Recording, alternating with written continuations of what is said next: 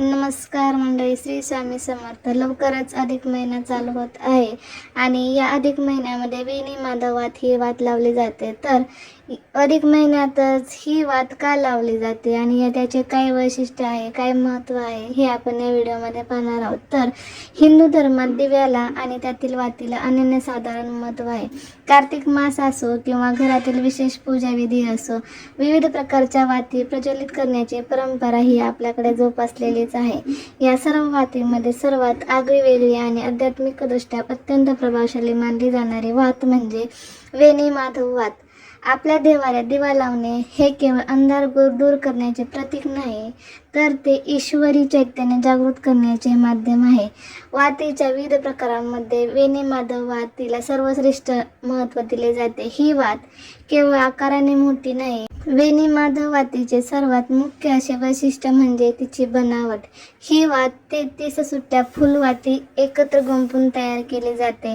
हिंदू धर्मानुसार किंवा हिंदू शास्त्रानुसार 33 हा आकडा 33 कोटी देवांच्या शक्तीचे प्रतिनिधित्व करतो. म्हणजेच जेव्हा या 33 वाती एका वेणीसारख्या गुंफल्या जातात, तेव्हा त्या एका प्रचंड ऊर्जेचे प्रतीक बनतात.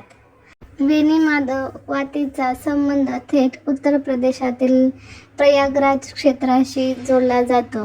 कारण प्रयागराज येथे गंगा, यमुना आणि सरस्वती या 3 पवित्र नद्यांचा त्रिवेणी संगम होतो. असे मानले जाते की या संगमावर भगवान वेणी माधव आणि यांचे माता लक्ष्मीसह कायमचे वास्तव्य असते. प्रयागराजचे क्षेत्रपाल म्हणूनही भगवान वेणी माधव यांना पूजले जाते. ही वात लावणे म्हणजे आपल्या घराच्या देव्हाऱ्यात प्रयागराजच्या त्या 3 पवित्र संगमाची पुण्याई आणि आशीर्वाद मिळवण्यासारखे आहे. त्यामुळे अधिक मासात एकदा तरी ही वात अवश्य लावावी. वेणी माधव वात लावण्याचे महत्त्व आणि त्याचे फायदे काय, तर लक्ष्मी प्राप्तीसाठी ही वात लावली जाते. ही वात प्रज्वलित केल्याने घरात सुख समृद्धी आणि लक्ष्मी स्थिर नांदते असे मानले जाते. म्हणूनच त्यांचा नाश त्रिवेणी संगमावर स्नान केल्याने जी पुण्याई मिळते, तीच पुण्याई मनभावे वेणी माधव वात लावल्याने मिळते, अशी अनेक भक्तांची श्रद्धा आहे.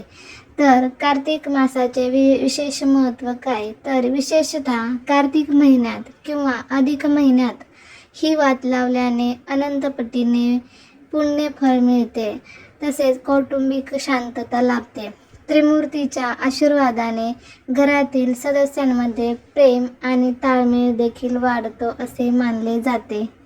तर वेणी माधव वात प्रज्वलित कशी करायची. वेणी माधव ही वात आकाराने मोठी असल्याने ती तुपात नीट भिजवून एका मोठ्या निरांजनात किंवा समईत प्रज्वलित केली जाते.